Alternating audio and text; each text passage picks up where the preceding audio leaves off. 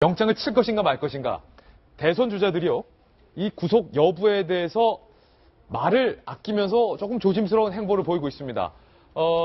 문재인, 안희정, 이재명, 안철수, 유승민, 남경필, 심상정, 여러분의 입장 저희가 좀 취재를 해봤습니다. 하나씩 한번 살펴보시죠. 박 전 대통령 구속? 최대한 말을 아끼는 대선 주자들. 먼저 문재인 전 대표는 박 전 대통령은 모든 진실을 밝히고 용서를 구하는 게 국민에 대한 최소한의 예의다, 이렇게 말하면서 지금 정치인들이 구속해야 한다, 안 해야 된다 말하는 것은 부적절하다, 이런 입장을 내놨습니다. 안희정 지사는 구속 여부에 대한 즉답은 피했고 검찰은 법과 정의에 성역이 없다는 것을 보여줘야 된다라고 애둘러서 말했습니다. 다만 이재명 시장 같은 경우는 단호하게 말했습니다. 당장에 구속 수사해야 되고 청와대 압수수색해야 된다, 이렇게 말했고요. 안철수 전 대표는 어땠을까요? 안희정 지사 발언이 거의 비슷했습니다. 법과 원칙에 따라 검찰에서 조치할 것이다. 구속해야 한다, 안 해야 된다, 본인의 입장을 피해갔습니다. 아무래도 안철수, 안희정 이 두 사람은 연정, 통합 이런 것을 기치로 삼고 있기 때문에 보수 지지자들을 적으로 돌리고 싶진 않았을 거예요. 유승민 의원, 나라의 품격을 생각해서 불구속을 해야 된다. 허무명 논설위원이 말씀하셨던 거랑 비슷하게 말했어요. 남경필 지사, 사법부 판단에 따르면 된다. 심상정 대표, 검찰은 허튼 소리에 귀 기울이지 말고 정치권도 기웃거리지 말라.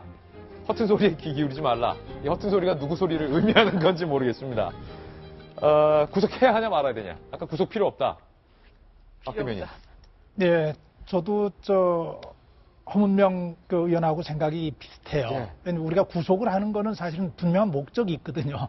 뭐냐면 수사에 도움을 받기 위해서, 수사가 미진할 경우에 구속하는 거예요. 이건 왜냐면 수사 받아보셨으니까 할 수 있는 말이에요. 제가 해명을 좀 해야 될 것 같아요.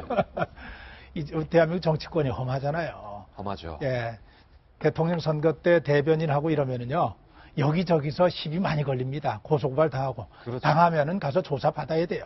아무리 엉터리 고소고발을 하더라도 가서 조사받고 해야 되는데, 네. 그래 보면은 저는 저 분위기를 조금 좀 이해를 할 수 있다는 네. 거예요. 근데 제가 조금 전에 말씀드린 것은 이 구속이라고 하는 것은 어쨌거나 수사를 위해서 하는 건데, 어제 박근혜 대통령, 전 대통령에 대한 대면 조사를 끝으로 해가지고 이제 조사해야 될 내용들은 대체로 다 했다고 보는 거예요. 어제도 만족스럽다고 하는 얘기가 당신의 입장이 어떠냐, 여기저기 갈리는 문제에 대해서 대통령 본인의 진술을 들은 걸로 정리가 됐거든요. 그렇기 때문에 보강 수사의 필요성이 있을 것 같다는 생각은 저는 별로 하지 않고, 두 번째가 증거인멸이나 도주의 우려가 있을 때 이제 수사를 네. 한다는 것이 우리 법에 정해져 있는 정신 아니겠어요?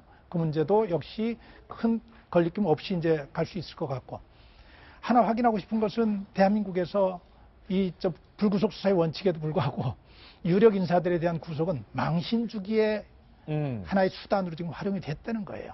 근데 망신하는데, 제가 지난 시간에도 말씀드렸지만 전직 대통령이에요. 그리고 지금 특별히 구속해가지고 달리 뭘 할 수 있는 어떤 조사가 더 나올 수 있는 이런 상황도 없어요. 전직 대통령에 대한 조사고, 그리고 이미 대통령 자리에서 탄핵이 돼서 내려왔다는 것 자체가 이보다 더 큰 망신이 있을 수 없죠. 여기에 또 무슨 더 큰 명예가 있을 수 있겠어요. 예. 세계가 주목하고 있는 그런 상황이에요. 하나만 꼭 확인하고 싶은 것은, 그럼에도 불구하고 여론은 굉장히 높습니다. 이 여론, 구속 여론이 높은데 이걸 보면서 드는 생각은, 우리 학창시절에 배웠죠. 맹자에 보면은 4단 7정이라는 게 있잖아요. 인간이 가지고 있는 기본 심성 4단. 그중에 적으면서 외웠었는데. 예, 그죠. 그 중에 첫 번째가 측은지심이에요. 측은지심은 뭐냐면은, 나 아닌 내 주변에 어떤 사람들이 불행하고 힘든 경우를 당하면 그 사람 볼 때 참 안 됐어, 아유 어쩌다 저렇게 됐지, 안타까운 마음을 가지는 거예요.